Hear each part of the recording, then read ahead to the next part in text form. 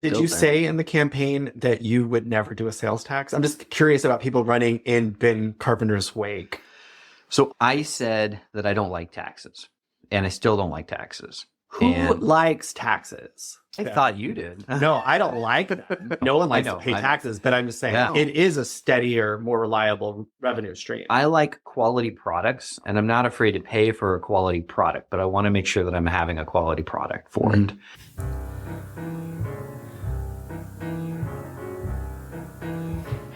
Welcome to the East Anchorage Book Club. I'm your host, Andrew Gray. The purpose of this podcast is to tell the stories of Alaskans of interest and importance. Today, our guest is Alaska State House Representative Bill Elam of Kenai and Nikiski. After almost 6 years on the Kenai Peninsula Borough Assembly, Bill ran for the open house seat created when former Rep. Ben Carpenter decided to run for the Alaska State Senate. It wasn't an easy race. Ben Carpenter endorsed Elam's opponent, and Elam lost the August primary. We talk about all of that and more. Bill Elam, welcome to the podcast. Thank you for having me on, Andrew. I appreciate that. So you grew up in Florida, correct? I was born in Florida, and my folks moved to the Northwest whenever I was a teenager. And so I was originally born in West Palm Beach, Florida, and they lived there until I was probably about, I want to say 10, 11 years old. So about the time Florida became interesting and we had some fun and everything, they moved to the Northwest. And so I wound up spending more of my formidable years in the Spokane area. What was your childhood like in Florida? We did a lot of fun stuff. My dad has always been an outdoorsman. And so we did a lot of fishing, a lot of camping, a lot of the outdoorsy things that you would normally do. And were there a lot of kids? I have two brothers. So I have an identical twin brother. And then I have a younger brother who's 9 years younger than I am. Yeah. Oh, I did not know that you had an identical twin. I do. Jeremy Bynum has an identical twin brother. Yes. My staff Nate has an identical twin brother. Yeah. There's a lot of identical twins around me. And Jeremy and I, we go back, I guess probably 5 or 6 years. We both started doing assembly stuff all kind of at the same time. And then we both ran for House here at the same time. And then I found out, I don't know, a couple of years ago that he had a twin brother as well. My twin brother does law enforcement. He was a deputy sheriff for a long time. And then he is currently doing customs and border protection. So he's been on a couple of their like tactical SWAT teams and stuff like that. And he's in Washington? Yeah. Yep. He lives down in the Washington area. What was it like growing up with an identical twin? What was it like not? No, it was great. It was great. We had a lot of fun. With the identical twin scenario, you always have somebody who's your same size, your same weight, that been everywhere, done everything you've done at the same time. So it's hard to sometimes compete in that, but you also still have a best friend scenario throughout the whole time. So sometimes you fight like siblings. Sometimes you have just a tight bond where you're at and everything. And he and I have a great relationship to this day. And we've always had just enough fun with the twin side of it to actually have some fun with it and not completely get in trouble with it. So sometimes you switch classes in school and sometimes you just hang out and keep people guessing. Do y'all still look identical? We are very similar now. It's easier to tell us apart at a distance. It's a lot harder to tell. And it really depends on haircuts and facial hair. Okay. If we're doing kind of the similar thing, then it's a lot harder to tell. And at a distance, as kids, my mom used to get us mixed up all the time. She had a little string on. Oh, really? Yeah. Oh, yeah. On? We were very close. And so then people start noticing, like, who's got a mole or a whatever. And you have kids? Yeah. How many do you have? I have 3 boys. And does he have kids? But yeah, he's got 5. They just had the 5th one. So they're half siblings, genetically speaking, like your kids Yeah. and his kids. Do you feel like your kids have a closer than cousin relationship with those cousins? So it's funny you should mention that. Actually, we were down south hanging out and having a good time with family and everything. And it came up where my oldest was asking one of his cousins, what's it like? Because they're like half siblings. And I don't know how he made the connection through whatever science class thing he learned, but he made the connection. And then everybody was weirded out about it for a minute. And then they were like, oh, this is neat. And so I had never really thought about it much, but it is a neat experience that, we are all very, genetically close, So if I've always told my brother, like, you take care of your kidneys if I need one. Right. So how often do you talk to your brother now? Pretty regular. Yeah. I just talked to him a couple of days ago. So we're a pretty tight family. Even when we don't, if their time goes by, even then we're still it's no time is gone kind of thing. Did you grow up in a political household? Yeah, we had a lot of political radio and news and stuff. My dad watches hours of news. Like, it's a very Conservative oh yeah talk radio? I oh assume? yeah Yeah. yeah. We a lot of AM radio in my childhood, and it's probably helped form some of the opinions I have to this day. And yeah, no, It was a Rush Limbaugh household? sure we had Rush Limbaugh, and we the full assortment of all the Right. all the ones you would expect. Yeah. It's my understanding that you grew up within Orthodox Judaism. Yeah. Yep. And like a kosher household. Yeah. And this is my ignorance. Orthodox Judaism, is this like guys with the black hats and the little ringlets, or? There's a variety of versions of it, right? Mhm. And I wasn't the fur hat with the big locks and everything. There was a lot of facial hair in the house, and yeah. And Did your mom wear a wig?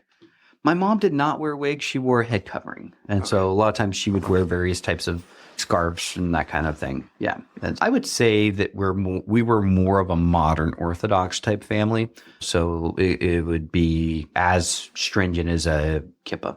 And did y'all have an Orthodox Jewish community that you were a part of? Yeah. So early on, my parents had kids and everything at a pretty young age. And so they moved around a little bit and everything. And so we did not really spend a lot of time in any communities whenever I was in my adolescence and everything. It wasn't really until more my teenage years that we started participating in various communities. And then with those ones, there was some Orthodox groups. There was also more of the like conservative, somewhere between Orthodox and Reform. There's like the conservative branch there. And so we did some stuff with some of those folks as well. And yeah. And did you do a bar mitzvah? I did the bar mitzvah stuff. It was a little bit later. And so it was more of a conversion thing. I'm a Jewish mutt, if you will. And to hit the mold all in there properly, your families, you have to have proof of a lot of this stuff and everything. And I didn't really have good proof and everything. And so you can do the conversion side of it. As my dad's side of the family is really more the Jewish side of it. And usually it's easier to just explain that went through it. But so it was really more of a conversion process that was bar mitzvah-ish. Did you still have to memorize the same Hebrew stuff? Yeah. No, we did all the same stuff with everybody. And you got to do it with your twin brother. Yeah. Yeah, which was pretty cool. But you're Christian now. I am. Yeah. And can you tell us like that story, or? Yeah, it was a longer story. And so as I got into my like mid-20s or so, various friends throughout the just regular normal walk of life and everything, they always reached out with their sort of views of Christianity and where the church was and everything. And, being Jewish, I hadn't really explored very many of those areas. This was in Spokane? Some of it was in Spokane, and then I also went over into the Seattle area a bit as well. And so it was Washington State. Right. And I spent quite a bit of time over there. The bigger communities are over in the western side of the state. Mm-hmm. And so I spent the bigger Jewish communities are in the western So I was Seattle area. In the Seattle area. So I did stuff within the communities over there as well. But the Christians that I knew that I was also friends with, they always just shared various like testimonial type stuff and everything. And then it was further along into it whenever we were going through the whole process that people within the church would just like love on you. And so some of the message that was coming in through that really resonated with me. And so I continued down that road. And so I was in and out of synagogue for a while and church and then back and forth between all of them. And then ultimately got into going to a more traditional type church thing. And then it wasn't too long after that I met my wife, who is her family. They've been very traditional Christians for generations. And so that kind of led to the church that I go to the day. Did you have a born again moment, or was it more of a gradual thing? It was a gradual thing. Yeah. It was one of those things where I never really went through any kind of a process of not feeling saved, because within Judaism, you have a relationship with God. There was definitely those moments of coming to faith where you're like, oh, wow, this is the path. This is where I'm supposed to be. This is where God's got me. But it did take me a little bit of time. I tend to be analytical in my approach, so a little paralysis of analysis, if you will. And so it took some time, a couple of years. your parents, and I guess your twin brother, your other brother, like, are they still all Jewish? And so you're the black sheep, so to speak? Not really the black sheep. There's definitely some awkwardness around some of the holidays and stuff. It probably makes it easier because I'm not there as much, because there is some mileage gaps between us. There was an edge of time where I wasn't sure how everybody was going to take that I was, going to church and participating. Do you remember the first conversation with your parents? Yeah. I called and told my dad, I just wanted to let you know I've been going to a church, right? And it was all culminating on the timelines and stuff of the relationship that I was having. You were about to get married. Yeah. And so I was thinking about getting engaged and all of those kinds of scenarios and stuff. And I'm like, I really need to. And did y'all do just a Christian wedding? Actually, it was a hybrid. Yeah. We had the covering with the tallit, the chuppah, and we did a lot of the very traditional stuff. You broke the glass. Yeah. Yep. But it was still Christian at the same time. It was a kind of a Christian ceremony with Jewish tradition peppered all over it. So. Do you still feel tied to your Jewish tradition? Oh, very much, very much. And a lot of the feasts and the holidays and all of those things are all very important to me.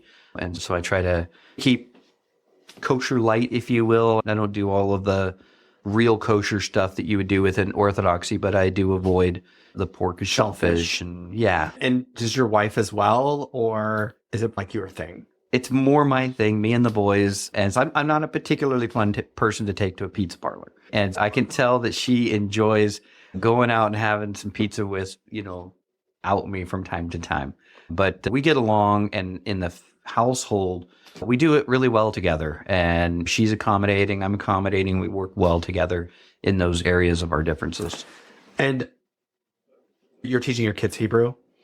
Yeah, a little bit. I don't want to confuse them with some of the other stuff. The school that they go to also teaches them some Latin and some of those kind of things. So I've taught them a lot of the prayers for like the feasts and holidays and stuff. And so they can do a lot of that stuff. And so we have a good time with it. And it's always a struggle when the Christian holidays kind of coincide with the Hebrew holidays, because then that's when it starts becoming confusing. Yeah, right. But it's fun in that, like, a lot of the Christmases and things like that have sort of a commercialism component of it, and it takes really a lot of the pressure off. And I can do the biblical feasts from the perspective of their biblical importance and significance, and so it allows, I don't know, a certain level of sanctity, if you will, within that. And Jesus was Jewish. Oh yeah, the whole New Testament is a very Jewish document, and like the disciples and the stories and everything all within there. So it's very easy to tie into, and I relate to a lot of it there. So. What about your identical twin? This is what we started with. I mean, is he still Jewish? Yeah, so they do their stuff. I would say that my brothers are probably a little bit more where they have their faith, right? And I don't want to speak for anybody about their particular belief structure or system, but they're not necessarily as engaged or involved in the actual practice of it. They tend to do some of the holidays and stuff. Like the kids all do their Hanukkah stuff and everything, and they're back and forth, but then they also do other areas of just more secular as stuff, like, I don't know. But they definitely do all the feasts. And he was cool with, did you have? Oh yeah, no, my brothers are way cool on all that stuff. They all knew that I had been going in and out of various churches and stuff. I think my parents even actually knew, but I had never really took the bull by the horns and said, yeah, actually, I really believe this stuff. And so I think that there was an edge of it where I would date somebody and they would be from a church, and they thought you were just doing it because that's where the girls are at. And it's like, no, that really actually isn't it. It just happens to be that we're more compatible in some of those areas. And so to get back to that phone call, and you called your dad, what did he say? Actually, he took it really well. I do think that he kind of thought I was at first doing it because the girl I was dating, was Christian, right? And I was like, no, Dad, actually, I've been hanging out, doing a lot of church and shul stuff here all at the same time. And I'm going down the path of the church. And then I think it connected a few of those dots for him. But no, my family's been very supportive and understanding of kind of who I am, what my walk is, and that kind of stuff without necessarily making it awkward. They're very accommodating and not judging in areas like that. Can I ask like a really uncomfortable question? Maybe. You can ask. Do you believe that the way to eternal life is through Jesus Christ? Correct. If you have Jewish family that doesn't believe that, do you believe that they will have eternal life with you? So that is like the conundrum of questions, right? Because then I am like an eternal optimist. I hope that everybody makes it.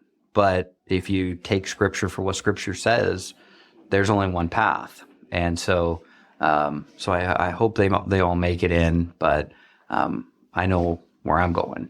And so Do you witness to your family? Yeah, absolutely. And so I think I try probably more to live my life as a witness, more so than necessarily just beating people over the head with the book kind of thing.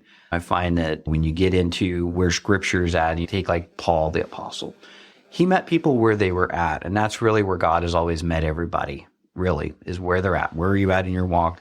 And then it's to work with them through that whole process.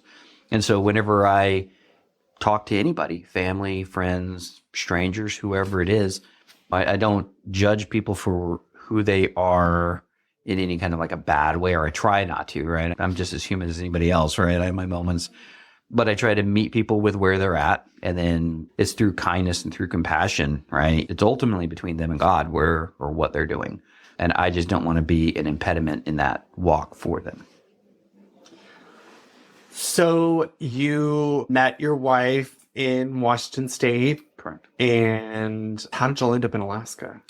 My wife is originally from Soldotna, and I went to the Seattle area for a short time. My career has always been technology for a long time. And so I've been doing data centers and infrastructure, telecommunications, and Seattle is a big hub for it. So you're like an IT person. Yeah. I do a lot of IT work. And Seattle's a good hub. It's a nice place to get some nice bullet points on the resume. And so I went there with the intention, like, okay, it's not really where I want to have a family and live, but it's a good place to get some good job experience. So I went there and I got that experience, which was great. And then I was on my way out because I had gotten said experience and was looking for, where do I want to go? Like that kind of thing. And I had met her and she had told me like she was from Soldotna, Alaska. And I was like, are you how attached to Western Washington? Because if you're attached to Western Washington, you probably shouldn't get attached to me. But if you're from Soldotna, we should go get some coffee. And so I convinced her to move home. That's interesting. Yeah. Did you even know where Soldotna was?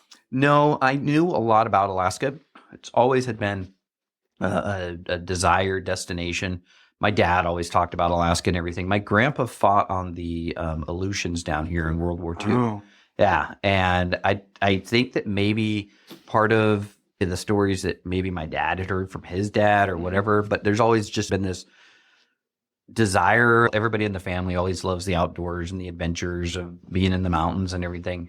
But yeah, I love Alaska, right? And that's what's got me down here in this crazy building with the rest of us crazy people is I think a lot of us really actually truly love Alaska, and that's why we're here. So you ended up going to Soldotna with your wife. Did y'all have all your kids in Soldotna, or do you have any before you got here? My first boy was born in Kirkland, and he was born in November, and we moved here in July. Okay, so he was like 6 months old, yeah, 7 months old, yeah. something like that. Yeah, and so the other two were born in Soldotna. So my wife was born at the hospital that I work at. Central Peninsula. Yeah. Did you start working for Central Peninsula right away when you guys moved, or did you? I did not have a job. I would say lined up. I would say an IT person moving to Soldotna that I wouldn't guess that there was well-paid jobs just sitting there waiting for you. No, there were not a lot of career opportunities. And I was the technical architect over retail technology for T-Mobile. And so I quit my job. Alaska was like the only place in the 49 Didn't have states. T-Mobile. Yeah. And I could have moved to Puerto Rico and I could have kept my job, but I couldn't move to Alaska. So I quit my job and I didn't have anything lined up. We moved up. And you had a baby. Had a baby, the whole bit. So like all the crazy, what are you doing kind of stuff. Mhm. Yeah, that was what I was doing.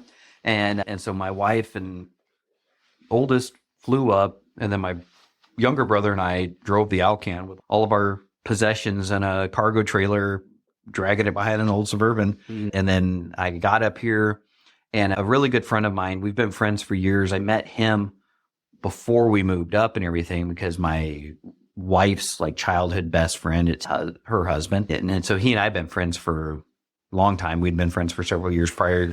His uncle owned a construction company.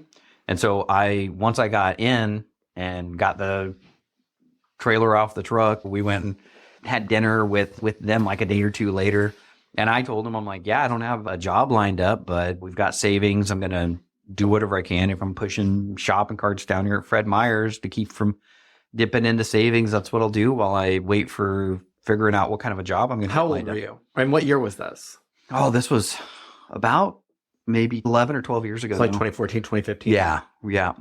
And so right in there. And how old are you now? I am 44. Oh, 44. So you were like in your early 30s. Yeah, right. Exactly. And then this friend of mine, he's like, well, in typical Alaskan fashion, right? This guy's willing to go push shopping carts down at Fred Meyer's or whatever it is, right? He's like, well, we've got a construction company come out. We got some work for you. And so I went out and my first job here in Alaska was helping build the commercial construction concrete off the end of Wilk Road out there where it's actually Fury's spot now. Yeah. And so I spent, some time out there. I came in as a laborer on a commercial concrete company. And I got to tell you, that is hard work. But all those big pilasters and foundations and stuff, I helped put all the pilings, and there's a ton So of it's an interesting life experience. Yeah, exactly. And then it didn't take me very long to tell the friend of mine, I'm like, you know what? There was a couple of other smaller IT opportunities that didn't pay as good, right? Yeah. My pride started coming down pretty fast because I was like, this isn't the right circle. And this is a lot of hard work. And I've been in too many offices at this point.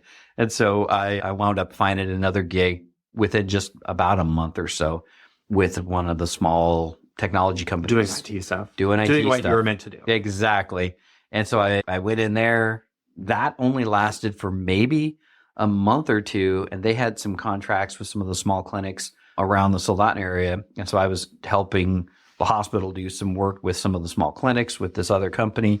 And then once they had actually seen my resume, they were like, oh, we need to bring you on board. And so then I got recruited to come over to the hospital.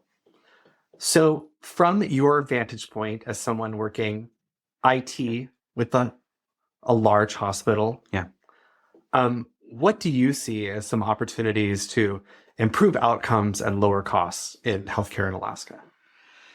That is a great question. There's a lot of opportunity to better utilize technology. Healthcare has really come a long ways in that you could start getting some predictive measures and managing if you can start gathering some of that data and actually start processing it. It doesn't have to be data that is necessarily personalized, right? You can start getting basic demographics and stuff and start seeing when people are getting sick or what they need help with or what are some of these areas. And you can get onto the proactive side of it instead of being in the reactionary side of medicine. It's so much cheaper to stop the problem than it is to fix the problem sometimes. And I think that would be an area where technology would actually play a big part. The other thing is that if you streamline your processes so that you don't necessarily have as much of a challenge with that mid-tier talent pool, right? It's expensive and hard to bring sometimes and recruit particular providers or specialists in areas.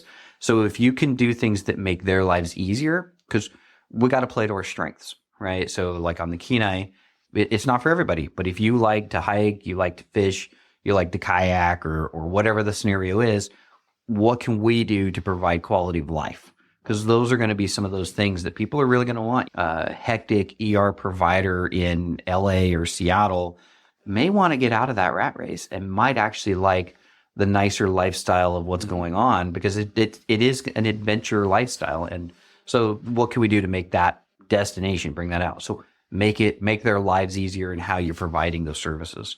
Yeah. Although I'll just say, and probably get raked across the coals for it, there's amazing hiking in the Los Angeles area. Totally underutilized. There are. I would agree. And I've gone on a few hikes in the greater LA area. There's some beautiful places all over California. Oh, yeah. I moved to Alaska the first time in 98, and I moved from Alaska to Los Angeles. And the joke that I used to make, because it felt true, is that around Anchorage, if I went out to do a hike after work, I would see 100 people on the trail. Yeah. And then in Los Angeles, when I do the exact same thing, where I'd get off work and I'd drive out and do a trail, I would see no one. Really? It was like I would spend like an hour and a half hiking and not see another single person.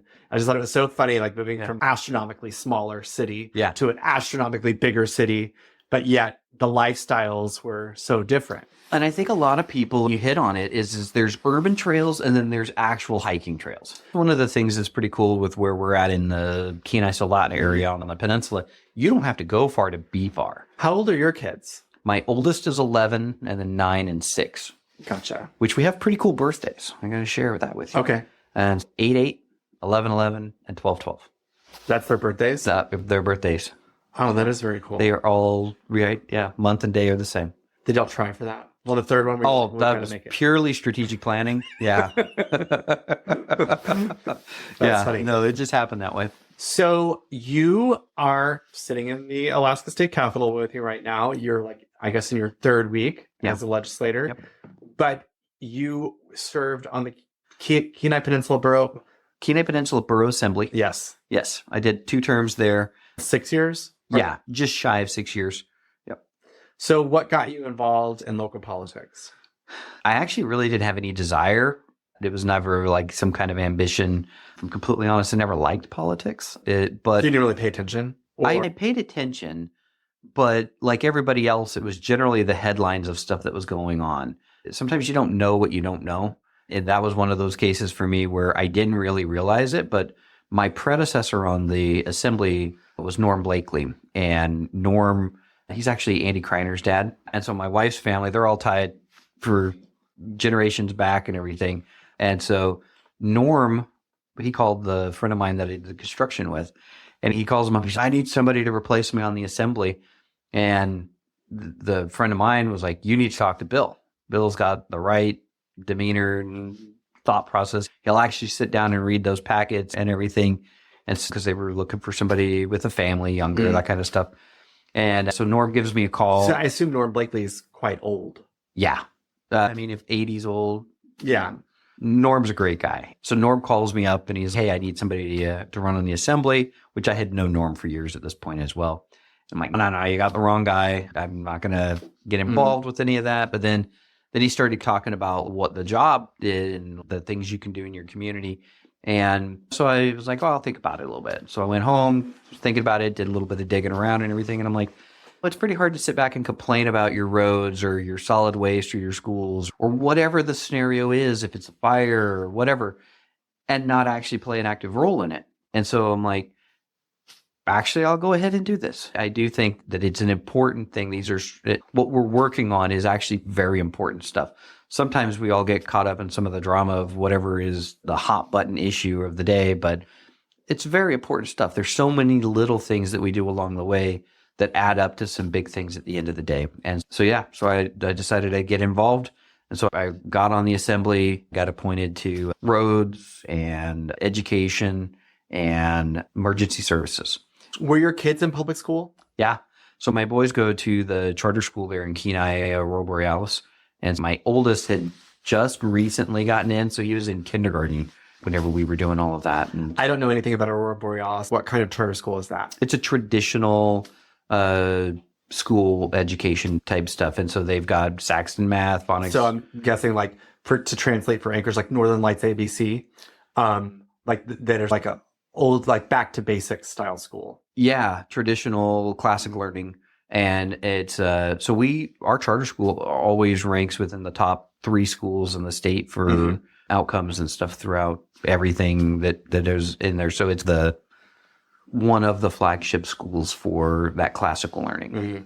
And they do a great job. The staff do a wonderful job. It is a public school, right? Mm-hmm. So it's the same teachers, same administration as all of the others. The difference is that the parents have say in what the education desires are going to be. And so we've got significantly more say in curriculum and then in the kind of the, not really the operations, but the structure of how we want the school set up. What do you think the parents say? How has that changed what you would see at the traditional neighborhood brick and mortar school? What do you think parents want over here that you wouldn't necessarily see in the neighborhood brick and mortar school? I think that a lot of our parents are more focused on the education of the child, rather than maybe some of the nuanced social norms that ebb and flow throughout communities, which it's not necessarily like it's not like we're not participating in that, but we're very focused on academics. And so we don't necessarily focus in some of those other, if you want to go and do sports, you can go to a different one, but we've got like uniforms, for example. Everybody wears the same setup and everything, but yet we're still very engaged in all of the community stuff. So we still do track and field and all of the So you all have sports or yeah, we got a good basketball team. Okay. And then the Boys and Girls Club shares our gym. And so the Boys and Girls Club stuff goes on there regularly as well. And then we're right on the same area there with Kenai Alternate High School. One pushback that you get from rural folks is that if you barely have enough kids to fill the traditional school, you obviously can't do a charter school there. So I guess I would say that you guys would probably be on the smaller end of a community that has enough student population to fill a charter school and still have a traditional school. We have plenty of kids and we have a pretty high demand to be able to get in. It's K through 8. And so you start seeing our enrollment numbers dwindle a little bit more towards 7th and 8th grade. They go to regular because they start going, they start looking for where they're going to be in high school. And so then, so you'll see that junior high kind of lean off a little bit, our enrollment numbers get a little smaller there. The population base is definitely there for it. I guess the question that I would have is, in a charter school scenario where you're doing that traditional classical education or whatever the chartered flavor that you want, it really doesn't necessarily matter. The question would be what's your population? What's your supply chain? Do you have kids in your community? Because if you have kids in your community, then you may not have a community that supports necessarily the traditional neighborhood school. They may actually just want a charter school. And that's what I was going to say is, could you see a scenario where it's like everybody just goes to Aurora Borealis? Not in our community. It's way too many. Yeah, there's way too many kids. Yeah. But you could just make your neighborhood school do like, if you don't want to get caught up in all of the various programs that have whatever opinion from whoever out there saying this is the new curriculum you're going to have, you could have that in so let's say a smaller community than Kenai Soldotna, right? There's a lot of, you got 10,000 people between the two of them. Let's say you were at Nikiski or maybe you were in Clam Gulch. Clam Gulch is a small area. The community that's there doesn't even have a population that can support a school. And so they all get bussed around and everything. But you'll find the identity of the schools tend to flavor more towards the community that's there anyhow.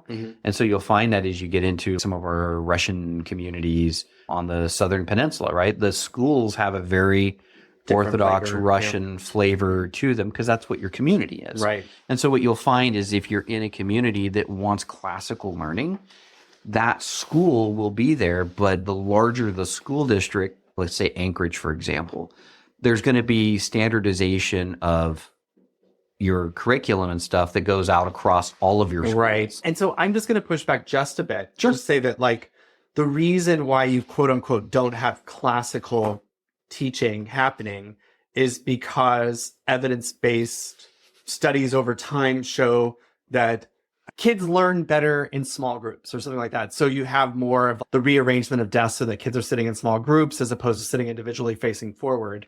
Was there some sort of progressive agenda to move kids into groups of 4? I think it was because they had some evidence that showed that actually kids learned better if they were in small groups. So the feeling is like, we don't judge. There's these very liberal people over here who've decided to make their school look all crazy, and we don't want our kids to be a part of that. Whereas that happened gradually over time based on the research that was coming out that was considered gold standard that said this is how to make the school work a little better. Yeah, and then I would say that there are people who don't agree, right? And this is what I'm going to do, though. And it may or may not work for the individuals that are setting up the school, right? In my opinion, kids learn from kids and kids learn from community. And so when you start looking at small schools where it's maybe K-12 and a 2-room school like what we've got over in Cooper Landing, you've got younger kids learning from older kids on the same kind of curriculum spectrum, and it's all together. And then you see some of these more progressive schools in Anchorage where it seems to work for them to have the 4 kids and the non-traditional formulation stuff. Like, I don't really know the Anchorage area as well. I mean, my kid's in a charter school. Yeah. They do their instruction in German. Yeah, we've got a very wide variety of charter schools on the peninsula, and none of the 2 of them are the same. Mhm. And I'd say it really is community specific, which is harder to manage. And that is where your local control stuff comes in. Right. Does it get any more local than you as a dad or me as a dad or the school Right. and community of this is what fits the Russian community that's in the Homer area or the progressive community that's on the end of Homer. They're very different communities. You ran for the House. Yeah. What was the decision like there? What made me do it? I guess Ben Carpenter was my predecessor in this particular House district seat. Whenever he decided he wasn't going to run for the House district, he was going to run for the Senate district. It was just a good opportunity for me to take the next step. I was terming out on the Assembly, and this was just the next natural progressive step. And it just felt like there were so many things that you can do from the Assembly where there was state ties, but there's so much more that you can do from the state that, again, you can't do from the Assembly perspective. And just part of the same ability to be able to make a difference in my community. I know all of my communities. I've spent so much time in As an each of elected them. official. Yeah. Yep. Yeah. Ben Carpenter endorsed your opponent. Yeah. Yeah. Yeah. And then you also lost the primary. So there had to have been moments where you thought, I'm not going to pull this off. I don't know what it's going to look like, but I lost the primary by 45 votes, 50 votes, something like that. So I wasn't discouraged. The whole time in my mind, I'm like, I bet we split this thing right down the middle. And that's basically what we did. It was, if I had gotten pummeled, then I don't know, maybe I would have stepped down. But it was tight. I knew it was going to be a tight race. There was a lot of similarities between the 2 of us, and a lot of big differences as well between the 2 Hillier? of us. Yeah, he was a decorated military veteran, did a lot of stuff in there. So I respect his service and desires to serve the community. But Would you say he was to the right of you?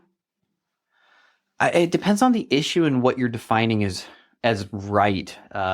Small government, balanced budgets, living within your means. His approach was very different than mine.